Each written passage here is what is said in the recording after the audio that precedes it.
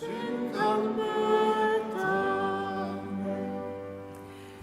Jag tryner fram till korsens träd, ur dejans synda vanton, och leder mer nu lurt och lä, och Jesus är då håndon, och leder mer nu lurt och lä, och Jesus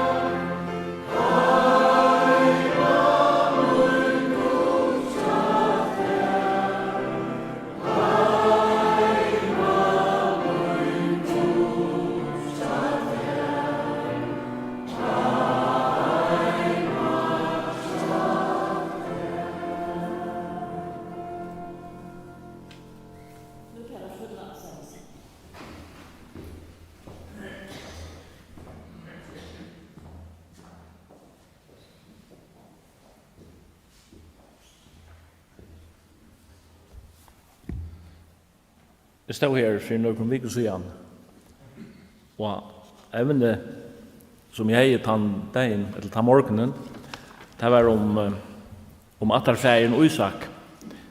Så det var noen tankar som jeg hei i samband med tann patriarken, eller attarfæren, som nummer 2 i røyene.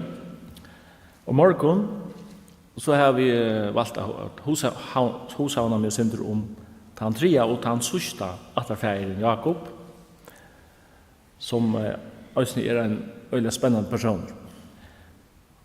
Jeg vet at jeg vil sitte og lese skriften her, og vi sitter her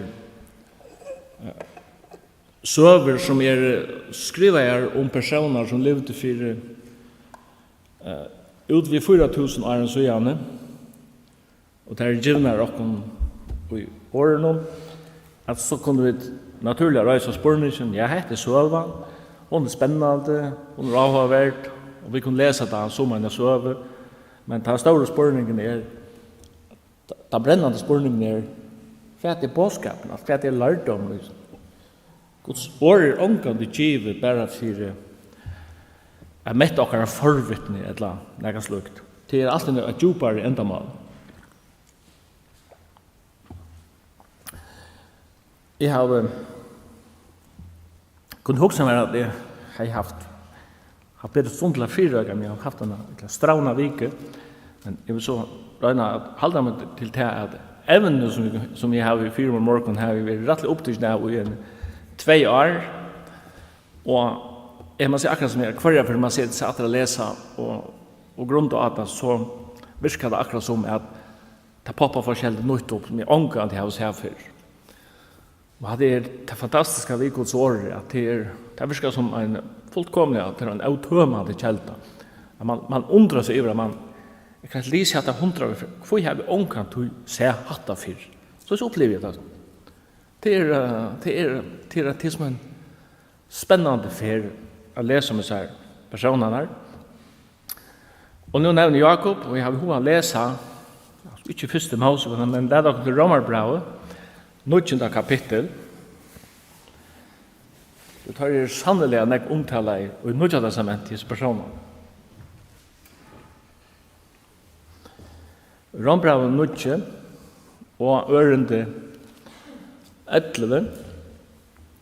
Her stender at du tar et år enn var ofødt, og først hadde gjort godt et lilt vær for Rakots etter utvelgningen skulle standa fast, ikke av verskon, men av honom vi kallar, sagt vi henne, altså vi mammona Rebekka, hin eldre skal tjene hin yngre, som skriver Jakob elskar jeg, men Esav hata jeg.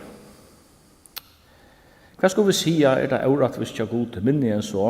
Han sier jo ved Moses, jeg skal være honom nøyver som jeg nøyver, og misko honom som jeg miskon. Så stendet det ikke til han og i vil, og heller til han og i renner, men til god som miskunnar. Det kan være at hessen teksten kan tidsi oss under gatefører, under nøyen. At det stender ikke til han som vil, til han som renner, men til god som miskunnar. Det som Romper er inni av, det er tro på evne som er 4 vitan gods, han sier 4 kipa i røy, han sier ja, vi kan si at han bant ut, han som kjenner endan fra byrjan inni av. Og det er øyelig å tro på for oss mennesker å skilja. Jeg tar seg vi en mann nå i vikene som prater i min, så sier vi han, vet god, hva du for å gjøre morgen? Jeg sa at akkurat som en spørnegrunn, kommer sin avvart for å spekulere. Og David sier, eller en av salmisten sier, at er en året til at munnen kjenner til telefoner her, så han kjenner munnen tankar. Og som så, ja, jeg har alltid at god vet hva det er gjøre morgen. Men jeg har ångkant i loven falta som annet enn til at jeg har en fotland og frujan vilja som jeg selv må ta av arbeidene. Så kan folk diskutere om hvordan jeg får helst tingene. Jeg kan gå på at det er et teologisk diskusjonsevne i alder, til å være i reformasjonen, det er det mye, og det er vi færre mer enn 1000 år etter inn. Jeg fyrirhalder meg til tingene så der som jeg leste her, og røyne etter føremåne jeg skilja deg, og det som jeg ikke er for å skilja, det må jeg bare ivelade til Herren. Her stender Gossus er at det ble sagt ved henne, at åren da var føtter, så kjente god drøngen her. Fer man inn i første Mosebok og leser om Rebekka som början var ofruktbar ständigt da og Isak ber for konsun og hon blev baden. Men det som var gitt i livet henne var tvåborar. Og så opplevde hon det ständigt at fostrene støtte sammen i livet henne. At baden klandras til, eller sysken klandras til, det er ikke onormalt tøy, det vet jeg vidt. Men at det begynner klandras der det er født, det er ikke helt anmyndelig. Men det er faktisk at det er som ständigt her. Og hvis vi prøver å skilje disse tingene ut fra en rent menneskelig, en rasjonelt, ja, så blir det til vanvidd og eventyr. Men at Gud kjenner noe fra fosterstaten og av, det er ikke fremmande det han er Guds år. Han sier enda ved Jeremias at Arne mynda til Måløy. Arne mynda, han var ikke en gang, ta kjent jeg til. Jeg visste hvor det var, Arne var mynda. Det er ganske enda troblare å skilja. Det sendte Johannes Døybaren, han var filtret av hele andan, og lukka ur Måløy av, og frelseren stendte da oppa til sterskare. Det sendte ikke om Jesus, han var filtret av andan med Måløy, det sendte da. Han var giten av hele andan. Da det så sterkt at det kan ikke bli sterskare. Og det er Maria som ber til livet som gitt av andagods for å vite kjeldkomna Elisabeth, hon som gikk ved badene som var fyllt av andagods ur Måløyene av. Så kommer hun inn i Juda, og fer til Judaland, og inn av Vitja Elisabeth, og Lukas forteller at hun holdt seg igjen, og jeg vet ikke hva hun har sagt. Gav av morgen, gav han det, eller heigåa, eller okkurst. At hei Elisabeth hørte mal i Marie, da for fostru på dansa, og igjen, av glede stendt. At det at det sterske år, men skulle vi prøve å skilja tingene vi okkar amarska jeg vite, så er det altså ikke til å skilja. Vi tar seg vi en danskare som var vidtjær i forrige sommer, vi tar den lenger og gav samtaler, og minns i sammen så sier han ved meg enastan, for han sier, du skal huske, sier han, at det åndelige, det er alltid i stand til å bedømme det sjeliske. Det åndelige er alltid i stand til å bedømme det sjeliske. Men så leier han at men det sjeliske vil aldri være i stand til å forstå det åndelige. Fordi det bedømmes efter ånden, sier. At du vet, egentlig ut fra Korintbraun, da Paulus sier at hitt naturliga menneska, det var akkurat danskar utgaver av Bibelen som i øye her stender akkurat hatt året hitt naturliga menneska, her stender det sjeliske menneske. Det er noe vi kjensler og vid og vilja gjøre. Så sier at det naturliga menneska teker ikke vi tog som har andagods til, og så legger han til at det kan ikke skilja det, det har vært dømt andalige. Men så legger han til at en andalige dømer om alt, og selv for han dømte av ångo. Så hadde jeg nøyre av de tingene som sikkert litt utenfor det som vi er for at skilja. Men drønnsene, Esau og Jakob, ble født. Og dette er så, det er tre atterlige at han har Abraham. Og det vet ikke at løvnen til Abraham, som er han som er kattlet ur Ur-Kaldea, så var alt trobult til det første atterferien. Ikke var nevnt. Han måtte sluta båndene vid sitt føyeland, Ur-Kaldea. Han måtte kvetta vid sin slekt. Han måtte færa ut. Og det stender her i breven, han fører sted, og han visste ikke hver han kom. Det er alvorlig troarstig, vi snakker et her. Han stekket opp i karan, hver lunge her inntil han øynefyr kom til Kanans land. Nå var han kommet heim, hva skal jeg si, til landet som god har i loven til. Og så gikk ikke langt tid, så kom han hungersnøy i landet. Han kunne si, gå en grunn til spørsmål, hetta det som du har å bjøa med? Han hadde noe som hendte, da tryggven var rønt, hun virka tål. Han gjør det så, til at Dara Gjeren, han fører til Egyptaland, så kom i stora trobeleikar. Men han hånd som hei løtt han ur Kaldea, vil vi jo natla til, er òsne fyrir at jeg kan ur Egyptaland til, og verje han, og i ødna trobeleikar, og føre han atter til Kanans land. Ikke vel at for Abraham, alt tids trobel.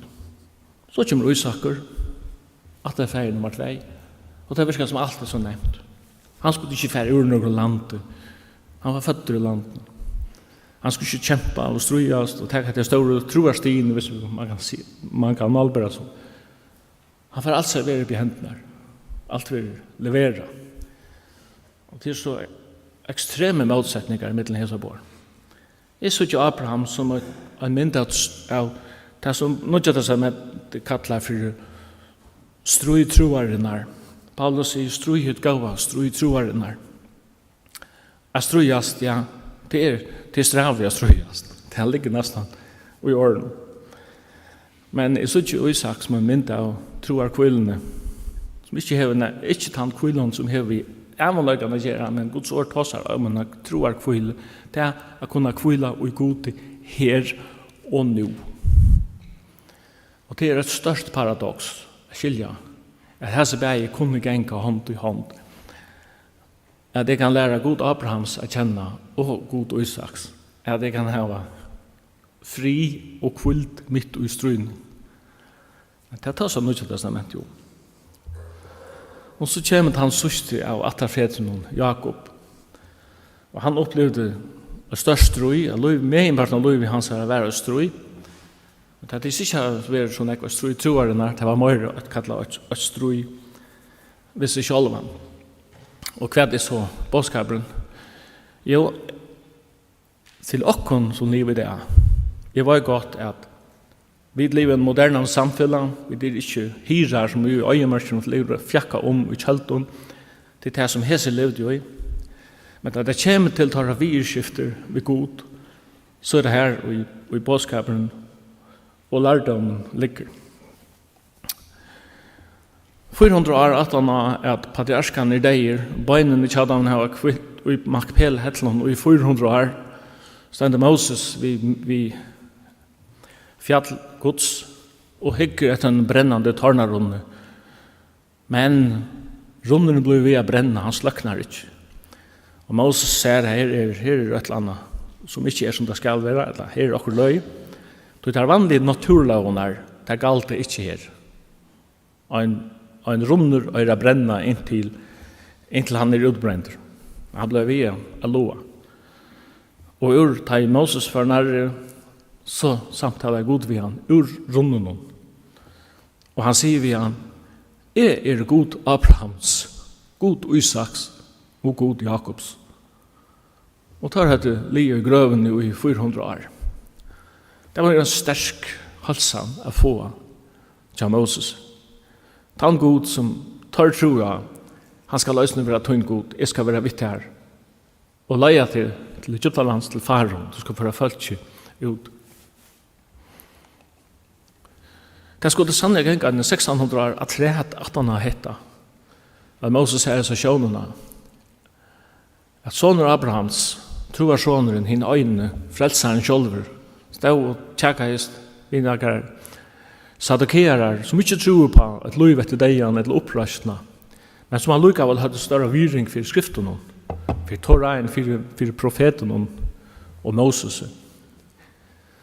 Og tar tjekkast vi frelsa, og Jesus sier vitt her, her var det ikke lise at han Moses møtte god, så taler god til ham og sier, jeg er god Abrahams, god Isaks og god Jakobs. Og så legger Jesus at han er ikke god hinn av deg, men hinn av livand, du får honom liva øtl. Så patriarskan er liva ui det. Og til det liv og han lærdom som vi da er tillegg nå. Hvor er det så særlig vi er nere? Hvor sier god ikke er god Isaias og Jeremias og Ezekiel? Eller er god Peter, Jakobs, Johannes? Er han ikke god profetene eller apostlene? Hva er det som gjør atterfedrene som leker? Alt særlig. Var det så mer fullkomne enn andre mennesker? Var det mer godrøkne enn andre mennesker? Det er absolutt ikke i løyvene til dem. Som tids det bent av at det er Guds. Var slekten til dem så eller fullkommen? Var familieløyvene til dem så perfekt? Nei, ærlig talt, prøv å lese. Så kan så kile verden. Og i løven til tar og familie, løven til tar med sart og alt det her som jeg kjenner ganske vanlige vidskifter i middel mennesker. Du sart en familiebånd, du sart brøver kærlega, du sart sterskan kærlega fra foreldren til bøtt. Du sart eimakjensler, du sart romantikk, du sart forelskelse, men du sart også hater inn i familiene. Du sart knarr og øvensjuke. Og alla ringast i hesten førene så er det også at sinene fra Jakob lødde ra opp at drepa Botjasøyen. Og der hadde opp med seg ut som det gjørst det om så ikke. Juda kom trakka til og sørste lødde og sier det han gjør noen mening at drepa Josef. Han er tross alt Botjokra, lett å kunne helde selge han. Og så kan han sendes til Egyptaland som trehaller. Og så får vi tross alt 20 sekler av silver til 4. Og det en mann, han fer man ikke nek 4. Og helst selger han levende. Og det var det som hendte i familien. Tja Jakob som vi leser om 17. Nei, det er ikke noen fullkommen slekt, og Jakob er ikke noen fullkommen personer lengt fra tog. Men rombrevet stender her, så stender ikke til han som vil, eller til han som renner, men alt stender opp til god som miskunnar. Det er fantastisk. Jakob vekser til, og han er den 17. tvøyboren, og han lumpar Botjasøyen, og fer frumborretten fra han. 17. lumpar han Papasøyen, og stjeler sikningene. Så vi søker den snilda som skal komme fram, vi eknon evnon, vi eknon snildon, og så videre. Men hatta kom ikke skapa nega anna enn problem. Og Ørslet vet jeg at han måtte affær ur landen, og mamma hans sier, du måste flytja under brødren, han dreper det. Og Jakob flytja ur landen. Sinte løy at hoksa seg at Abraham var kommet lengveis fra Appen og kommer inn i landet her han bosettest. Færen og Isaker hei bo i landet nå kommer han 3 patriarkeren, og vi sutja færene til Abraham akkurat over som vente høtt. Han fyrer så med løy som Abraham, men bare i motsatt retning. Han fyrer til Karan, til morbrorsen Laban, og flytjar. Jeg prøver at oppnå antallige resultater vi holdsligen, ambisjonen og versken, ikke omgang til å skapa neka anna enn kaos. Men det stender ikke til han som vil, han som renner med til god som miskunnar. God hei han atlan i løyvi hans herra, og på tross av ötlun feilun og ötlun mistøk som menneskjen gjør, så sier god, hatta skal jeg ivestøyra og syrja fyre at enden vil gå over. Og det er det som er så betryggende i ötlun snir. Og tross av ötlun mistøk. Og Jakob fyrer av sted ur Beersheba, og han flytjar. Og det er lenge turer. Beersheba er jo den 60 parsten av Kanas land, det ligger ut i aller sunnasta. Og han skal opp til Karan, som ligger nega norrlig, og nu Syria, Torskaland, her ved det. Så det er ikke en tur som du gjerste på bare 2 dager, men det er en lenge fer. Og hon er heller ikke, hon er ikke vandaleis heller. Men Jakob er ferna sted, og ferien gonger til Karan. Jeg fer ut i detaljer vi øtlendes ned til å teka alt og lenga tøy. Det er avallmyndelig avhørt og spennende og ser lærerukt. Men da mauren som vi sutja fyrra sted ur Beersheba, det er maur som hever lompa og bedrier og snutse til alt det som han kunne oppnå her, og slitt til han også av lutja. Nå hver er Jakob? Han er ekstremt intelligent. Han er fornuftig. Han er klok som nekar. Han er organisator. Han tykker seg å være en verksedare. Han lever akkurat døven som jeg har sagt til at han visste alt om innovasjon. Jakob er gløkker. Så han har sett sig fyra affärer av sted och vana till att han kan skapa sig en framtid här. Men det händer några ovant här affärerna. Och en affär nu solen för ner. Så gör han så det som innan hela gör först. Han brukar för att få en blond. Han må sova. Och han lägger så att sova. Han visste inte av att han var kommit till ett höjliga steg i Luz, till Betel. Det var just här som uppe i hans herre Abraham hei byggt et altar, og her han hei tilbyr Herren. For hetta stegi hei vært et særstaklega heilagt steg for Abraham. Nu Jakob kom til det samme stegi, men han hei ikke ansiver at han var kommet til. For han var hetta bare et almindelig steg, som sånn fikk navnet Betel. Og Betel betyr Guds hus. Og det er sånn her God setter sikningsene i huset søgnen. Men hva var Betel for Jakob? Vi sunker Jan, ja. Og ta feriene sol for kav, og ta en støyner verst, kvillet her gav. Han leser sove, han legger en støyn under høtta. Det er ikke noe å selge bleide kott i at her var, der man skal få seg en blond. Men hva skjer i hessen? Hessen her personen som selvsøkjen og røyner egoist, og ikke hokser om mannen og med og mer og mot. Han drømmer. Og Gud kommer til han, og for å ta seg ved han, og drøm. Da hei han en drøm. Han sa en stia stand av hjørnet, over enden av hånden kom opp til himmel, så enklar Guds gikk opp og nyer og jøknene. Og Herren stod framme for han, og Gud sier vi han. Og nå ble det ordentlig spennende. Hvis jeg har slått jeg snakke med Jakob her, så har jeg givet honom noen alvorlige anmenninger. Jeg har nesten hatt å riste i han, og be han sitte for å kikke seg ordentlig. Givet honom noen sterskere, kraftigere anmenninger. Du vil føle, det er det som du har bruk for, lytte munn. Men Gud kommer til han, og Gud taler vi han og sier, er Herren God Abrahams værstunds og God Isaks. Landet som du ligger i, det er gjev i et her og avkommet inn. Avkommet skal være som dust i hjørne, og du skal brøye til vesteretter og esteretter, norretter og soretter. Og et her og avkommet inn skulle allar atter av hjørne være sikna her. Jeg skal være vitt her og være veit til hver til så fært. Jeg skal ikke fære fra der, for jeg har gjort det som jeg har lovet. Her er ikke den eneste øyne av mennesken. Her er lyfte, og man har lyfte, og man har lyfte, og man har lyfte. Og en avbetinget garantivottende på det er at jeg er vitt her. Og så begynner man å huske oss.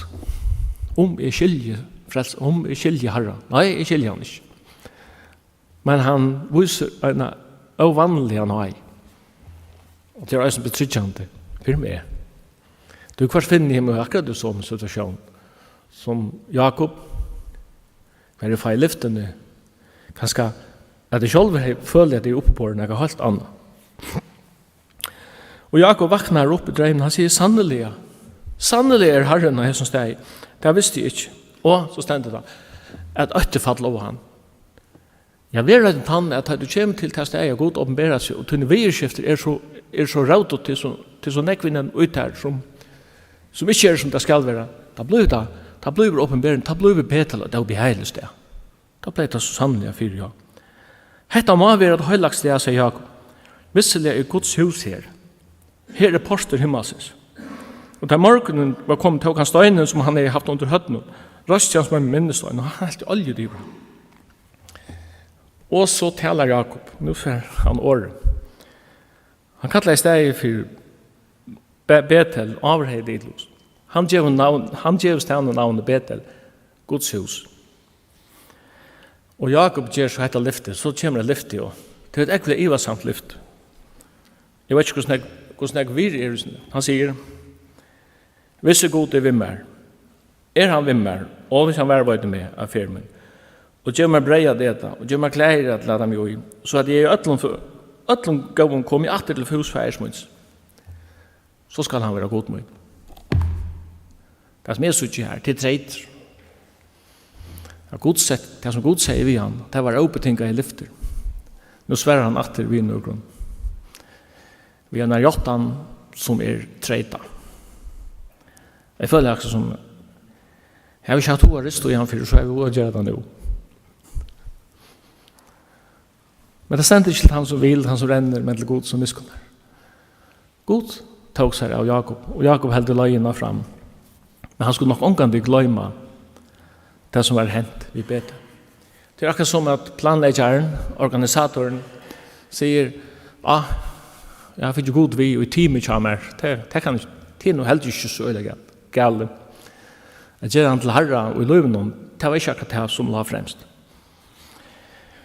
Han helder løgene fram og kommer til karen og jeg kanskje øymynda seg at jeg får kanskje tega det å løyda opp familiene, slektene til mamma hans her. Og morbrøveren Laban, han kommer til en brunn, og her er nekker hirar, og han prater vidt her. Og han sier vidt her, kjenner de Laban? Ja, sier han kjenner vidt. Forresten, her kommer døtter hans her, Rakul. Og han ser det siste på hans utgående. Da må det virkelig gjenge opp for honom, at det var en hagre hånd som er i storstand, alle vei. Det stender at han kysste Rakul, skilt kvinnerne kjøsser, og han skjer ut ur av grat. Egentlig, ja. Man har upplevt det at han ikke har oppebord alle de gøske som God har vist honom. De 20 årene han var her, det er en søva for seg. Han er feisende kvinna, det er ikke stundet til det. Men det er sånn at for at God taler til Jakob, og ikke noen drømmer. Så han er drømt i Betel, men han drømmer også i Karan. Og en av tøyen kom, han skal fære heimater. Da var han en stor herre, da hei han 11 siner, og han hei koner, og et størst fylke som han får heimater vi, til Kanansland. Og God sier vi han, fær heimater, jeg skal være vitt her. Og forholdene mellom Jakob og Laban, det ble spent. Jeg vil si at God brukte Jakobs egna medisin for å disciplinere han sånn. Han fann en av samaslega som jeg. Men det var skillmenn, så kanskje var det genetisk slekta i det. At medan Jakob rønte å lompa Laban, så rønte Laban og Østene få som friast på stor i fyrir Jakob. Men da Jakob var rundt utan at Laban visste jeg, for helt Laban at noen. Og hei allar forutsetninger for å gjøre hon alt det ytla som han kunne hugsa seg. Da vi i kjøftene middeltar var kølna i. Men Herren kom til arameeren Laban om nattena fyrir at han innhøynt av Jakob. Og God sier vi Laban, du skal anse etter at du sier, han sier væra til fyrir at du sier Jakob så mykje som 8 år. God kjem til Laban, og han fer han å regulere høytan. Og hvis du nærst til neg han til honom, så farte vi med å gjøre. Det tog Laban til ettertekter. Så tar møttest og skiltest og i frie. Og Jakob heldur løgene fram. Og så kommer strøye etla konflikten vi Esau, brøren, som Jakob rattest fram om alt annet. Da Esau var vi i måten, vi 400 måneder. Og hei han strøye ved Laban, god hei løst det, så er han en annan tropløyga nå. Til løy å lese og finne det av tog at problemet eller konflikten mellom Esau og Jakob og Jesu føren, hun sa utla ha løst seg av seg selv uten at vi vet av hvor eller hvordan, men det hendte nægget natten av 4. Jakob møtte gode og en nattarbarde. Og her er det atter nægget som ligger lengt utenfor det som vi er for å kunne skilje. Jeg bergast ved god. Nattar bare deg. Det var bare sånn høyla natt. Og bare til stender han mekna ikke å vinne av Jakob. Hvordan det er som skal skiljas.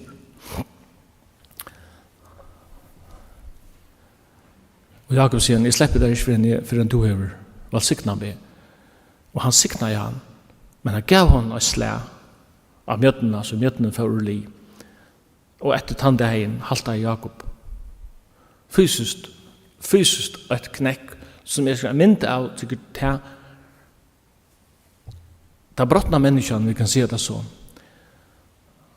I salmen stendet det at offer til god til en sundt brottna ande, et sundt og svåre hjerte vann vil god ikke.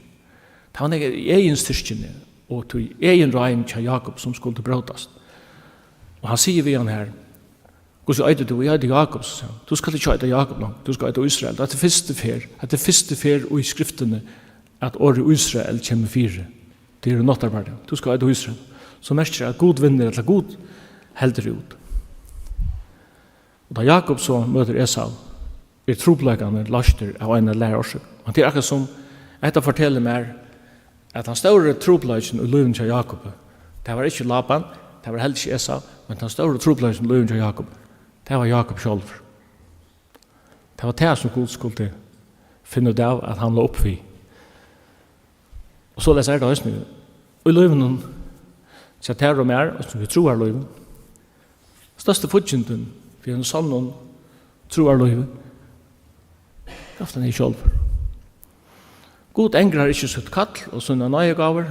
Har han lagt hånden av mennesker givet. Og givet en menneske en oppgave eller et kall, så er det menneske den største fortjenten til seg selv. Hvordan mennesker har ikke lagt sånne tjeneste. Det gjør den ikke bort selv. Så det var selvviljen og egengøskan som stod det deg. Ingen annar kan fære og letja hvis jeg god til gymmen er tjenest. Ingen annar kan fære og letja. Det største problem er vel i selv. Jakob kommer at til Kanans land. Han kommer til Sikhem, som er det første stedet Abraham er kommet til. Jeg vet ikke noe inne på det, men det ble han opplevde virkelig at det er sinene til honom. Tar våre av samme kaliber som han selv har vært da han var unger. Og det ble ikke noe godt møte vi Sikhem, og det trobeleggene han fikk her. Men innenfor sier Jakob, vi husførste ikke oss her, «Halja dikon, nu færer vi til Betel.» Det var her han er lige sove, og han er en stein under høtten, og hei sier han sier, «Nu vil jeg atter til Betel, og fa i allar fra fremmande god han er borster fra dikon. Nu skal jeg til han god som åpenberer seg fire mer hinner.» Og til å lese av det første Mosebok 35, han kommer til Betel. Og til vi sammenlokna, til fyrra møte ved Betel, her han svev, og han ble bensjen og alt det der, så sier jeg at det er 17. møte han er, til han kommer til Betel, til et sikningar rukt møte. Ta opplever han Guds nerver og Guds kraft inni hans liv. Det er samme sted. Betel er Betel, men en øyelig måneder. Hva er det som gjør måneden mellom det første og det 17. møte i Betel? Sverige til at Jakob har vært gjort en behandling. Han har vært gjort en lenka og drikva han vittjer, for kan si at som god har tidsi seg av. Betel er jo en mynd av Guds hus. Samkommer kunne hava, sommer kunne hava det godt, kunne strujast og hava det trobult. Og vi kunne stilla diagnoser og vurdere, men hva er det løsning, hva er det svære? Sverige er det at Gud slipper at behandla det ønstaka menneska etter sin egna vilja. Da skal Betel nok bliva til det som det øyre vil og i Guds egen. Så var han i lenk om livet til Jakob, og spennende, sinnen er til honom, og han åtte så en sånn som begynte å drømme. Det er kanskje undra Jakob, men han drømte disse drømmene som tykkes å være at han var overambitiøser, at solen og mannen og 11 stjøttene bakte seg for honom, Josef. Han åtte jo 11 bodjar, og han er jo foreldre. Og han var menneskelig å tale, kunne si, for vi fortalte han, hvor snakket han hardt om sine drømmer, og bodjarne hette han fyrta. Og papen følte seg sikkert nødt til at gjøre henne kjelt og si vi han. Altså, heldte du til at vi skulle være træle til seg. Så han dølte sånne til seg. Men det stender det. Men Jakob leier seg hette av hjertet. Han glemte ikke drømmene til Josef. Og vi sier at nå, selv om Jakob har vært gjort en behandling og har opplevd at Gud er blivet en nekk større personer i hans liv. Han fikk litt nekk morgen i vannet. Så i familien han stadigvæk, så i familielivet han stadigvæk lukka ofullkomme, og Josef er så seltet til Egyptaland. av brøren sønnen. Og alt hans søvann oalmyndelig velkjent. Og så sier stendet da at sine Jakobs hadde vært ærefer i Egyptalandet for å kjøpe kodden. Og tar skjøtte vi papasøyen, vi fær ikke, vi fær ikke til Egyptalandet, utan Benjamin kommer vi. Hvor han har haft Benjamin etter, han har haft han som en garant, og han visste jo lyftene om at i avkomtun skulle alle atre hjørne være sikna her. Så altså man får ikke satsa 100%, han skulle også ha Benjamin etter. Men da det forutsettende for, så sier Sinne Johnson, vi tår ikke for Egyptaland utan Benjamin kommer vi. Og Jakob sier, ja, så må det bare være så må han fære vi. Og så sier han hese i årene, og hvis jeg skal være badnleiser, ja, så let meg være badnleiser. Jeg et øyelig nedslitt bekjennelse fra en mann som har lyft jo om at avkom hans skal være som stjøttene nære himmelen og som sanden av sjøvarstrand. At jeg skal være badnleiser, så let meg være badnleiser. Og ta forhold til Egyptalands. Og kom heimater og sier vi han, Josef, sonen til liver, han ræver i Vrøtlund i Egyptaland. Men hjertet og Jakob var kaldt, han tror tar man ikke. Men da det så vaknene og hestene som Josef er sendt til, sier han, nå må jeg gjøre, Josef, sonen min liver, jeg skal fære til Egyptaland, og jeg skal søtte han, Arne er dødt. Hvis jeg skal ta nå, liksom dreie sin til sammen om seg, så min nye stå at han. At jeg hittar etter patriarsken. Så halde jeg at hittar etter dem i ungdommen. Det stender jo at Jakob elskar jeg, sier Herren. Hittar etter dem i ungdommen, så det ikke i løgn til Jakob som har fortjent nægge sympati eller nægge kærløyga.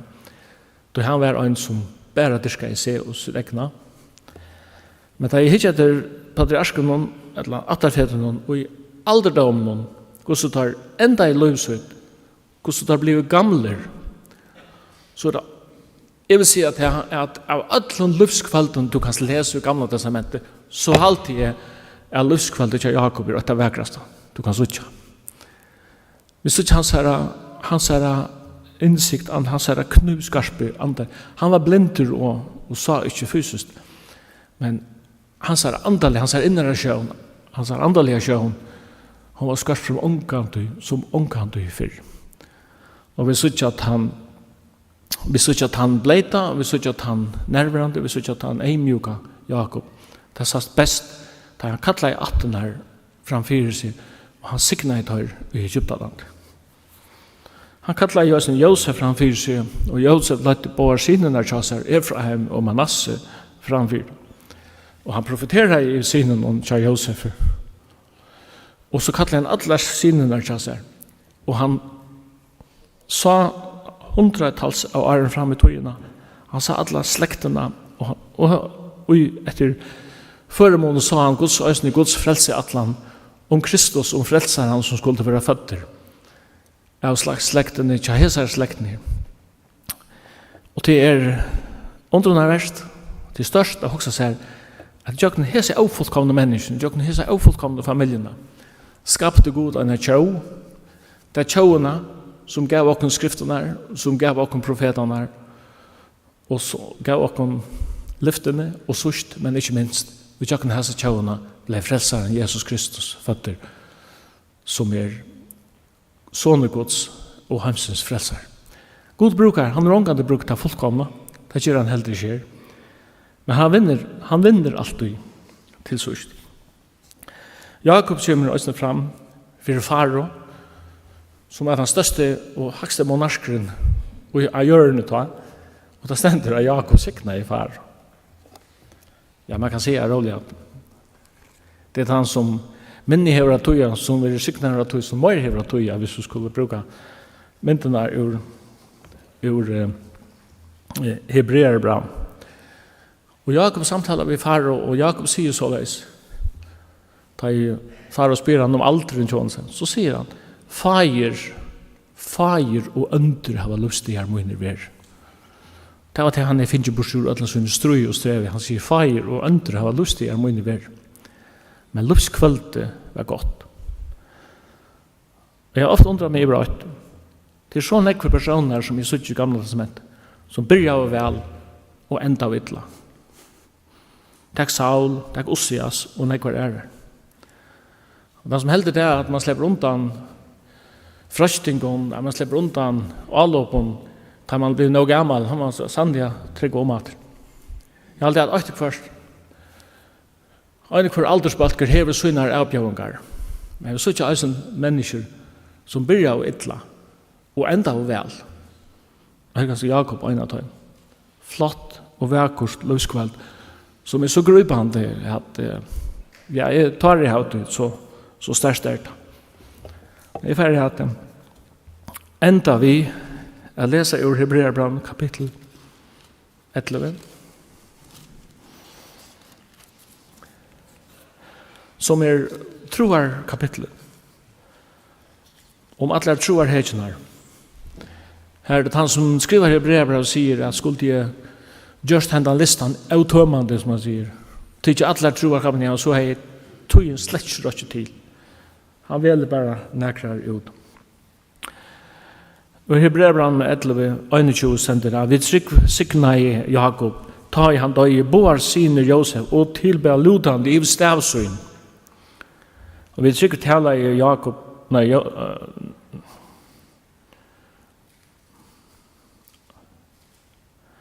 vi sikna i Jakob, ta i han døye boar sine Josef og tilbe lutande i stavsyn. Vi trykker tala i Josef da han la døyt om borste for sånne syne, og han gav bo om bøynsyn. Det virker for meg som da jeg leser det her, at disse personene levde i en bestemt her tog, men de levde i en togjerleiser tog. Da så vi alltid avmennløkene fyrir seg. Da så det som troar eia så.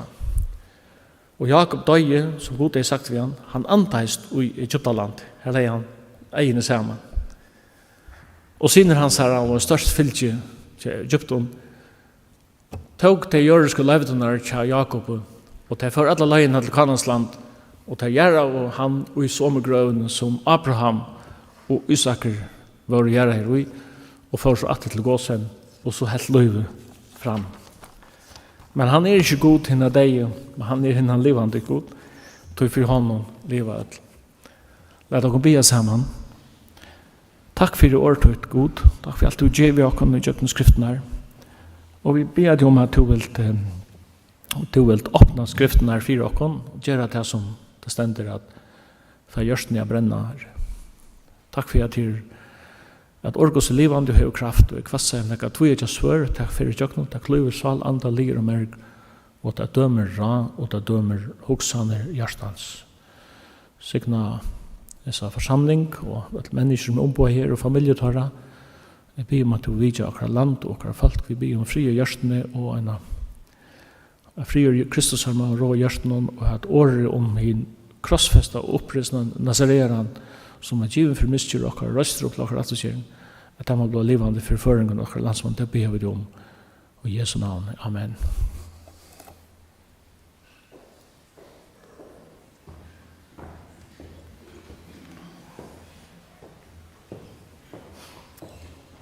Takk for Simon. Møtet vil så atter i kveld klokkan 18, da blir evangelismøte. Her Pauli Olsen kommer til tala, og da blir høvet til vittnesbord. Og sangkår kommer sinja, og det var eisen gåar krefter ved underspill. Og møter vi sjølvan i eisen skip og samsvar vi allmenne tilmælene. Det er nå enda vi sinja nummer 604, jeg elsker til en luttla og vannvirda flokk.